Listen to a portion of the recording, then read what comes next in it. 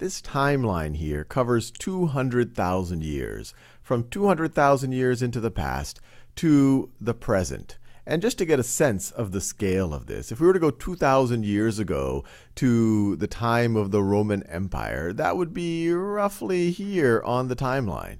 If I were to say, when were the pyramids built? That would be roughly there on the timeline.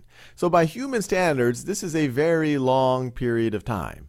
And I didn't choose this time span arbitrarily. 200,000 years is about how long we believe anatomically modern humans have been on our planet, our subspecies of Homo sapiens sapiens.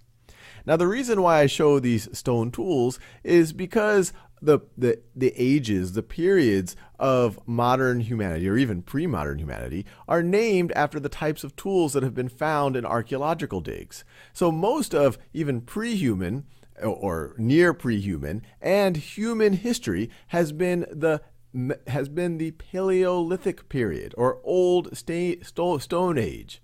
Paleo for old, lithic coming from lithos for stone. So Paleolithic. The Old Stone Age is the great bulk of human history. And there's also a Mesolithic that comes about 20,000 years ago. But then around 10,000 years ago, the stones have a much more polished appearance to them, things like this. And so that period from about 10,000 years, starting with about 15,000 years ago, depending on what part of the world you look at, is referred to as the Neolithic period. Neolithic, referring to new stone. And on top of this timeline, I have also shown what's happening at a very large scale climactically on the Earth. So these blue periods are ice ages, and these reddish-orange periods are the periods in between ice ages. And so you can see the last ice age ended roughly 15,000 years ago, and it began roughly 110,000 years ago. Now, I'm giving you all this context about these Paleolithic, Neolithic, and the ice ages because we're going to talk about probably the most important series of events or innovation in all of human history. And that is agriculture. Agriculture. For most of human history, over this Paleolithic period, over most of this timeline going up until about 10 or 15,000 years ago, our ancestors were hunter-gatherers. They would have to chase the game wherever it might be. They couldn't settle down in one place. Maybe there were a few that were near some sources of fish where they might be able to do some basic fishing. But they would have done hunting like this. They would have done gathering, which means getting berries or mushrooms where they could find it. It probably was eating a lot of things like insects. And that is most of human history.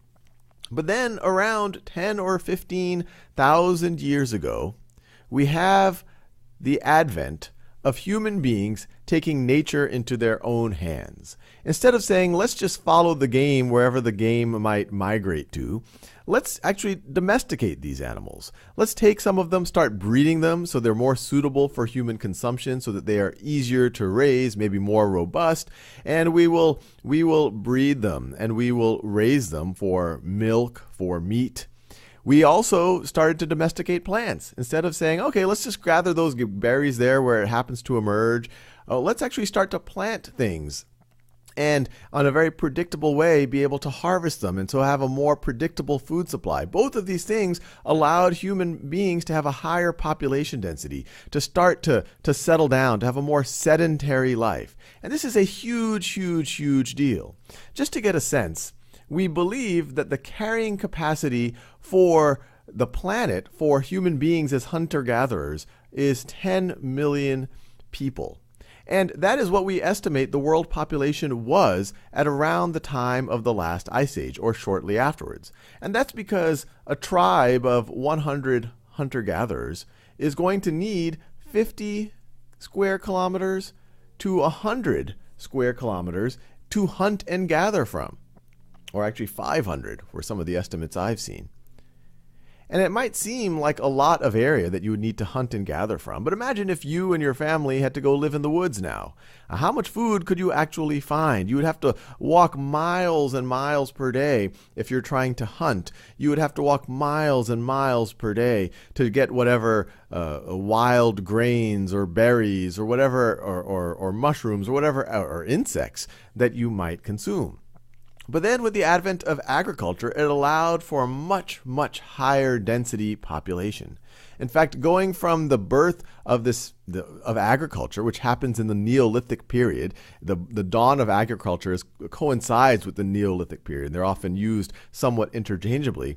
Going from that period 10, 15,000 years ago to the time of ancient Rome, so we're talking on the order of 10,000 years, the world population with agriculture exploded from 10 million to roughly 250 million. And that's 25x. And we know that from the time of Rome till now, another 2,000 years with agriculture, our population has gone up 28x. It's growing exponentially to 7 billion. And there's no way that we could have had this level of density without agriculture. Now, a key question is why did agriculture emerge right then? Well, one theory is it seems to be only, and I put only, I'll say only in quotes, only a few thousand years after the end of the Ice Age. Maybe you had positive climate change, at least from a human point of view, that allowed land to be, to support agriculture. That seems like a reasonable theory. Although you might say, well, we've had other periods where we didn't have an ice age. How can we see no evidence of agriculture then? And one counter-argument or explanation I've heard for that is anatomically modern humans started to emerge around 200,000 years ago. But that doesn't mean that the way they thought or that their brains were the same as modern humans. And so maybe in this period, the human brain just wasn't capable of performing or thinking of agriculture. Other theories is that the human population through hunter-gathering kept increasing over time, and it was right after the last ice age that you really got close to this critical mass of population, at which point, for every extra human to be born, well, another human would not be able to live or not be able to be born because there was a fixed supply of food as hunter-gatherers. And so you could say out of necessity, maybe a tribe here or a little group there started to say, hey, well, what if we started to domesticate some of this cattle, or if we started to plant crops, all of a sudden they would start to have a higher density and their population could increase. And not only would they be able to survive, but they could also be very dominant in things like conflict. Once you start having agriculture, and as agriculture advances, as I mentioned, these people could be more sedentary. They wouldn't have to move around. They wouldn't have to move around all of the time. That allows them to create even defensive structures. You could have specialization, where not everyone is having to worry about specialization. Not everyone is having to worry about food all of the time. And so you could develop warriors. You could have technology developing, especially weapons. And so not only would that tribe or that group be able to get higher density, but they would be able to defend their property. In fact, they would probably care a lot more about property because they use it to farm, versus hunter-gatherers might just view that as their territory that they wander over in order to find food. Now, whatever the actual cause of the birth of agriculture, it has had profound implications on our society. You would not have had the birth of city-states without agriculture. City-states had high-density populations. They could not have been supported with hunter-gathering. You could not have had the development of technology, which people needed more time. You needed specialization in order to have that.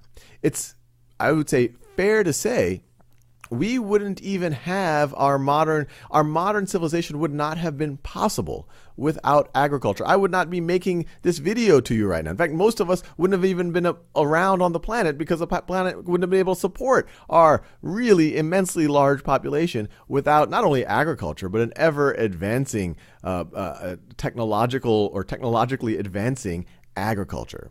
So it might seem like a small thing. You go from hunter-gatherer to agriculture, but it's been one of the most, maybe the most profound, it's probably up there with language and writing, things that have defined what makes humans humans.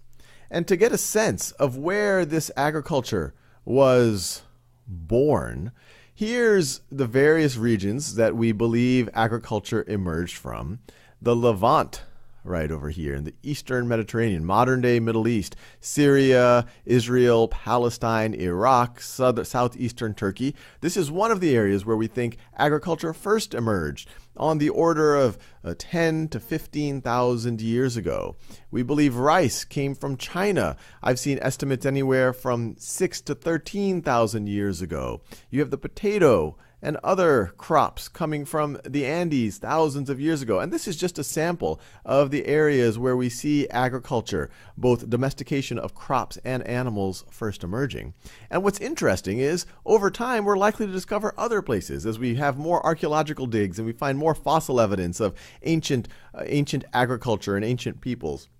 And even the time frame where we believe this happened, the 10,000, 12,000, 15,000 years ago, that's likely to maybe move back a little bit as we discover older and older evidence. So I'll leave you there, but the big takeaway is most of human history, we were not only making rough stones for our weapons and our tools, but we were chasing animals wherever we could find it. We didn't have predictable food sources.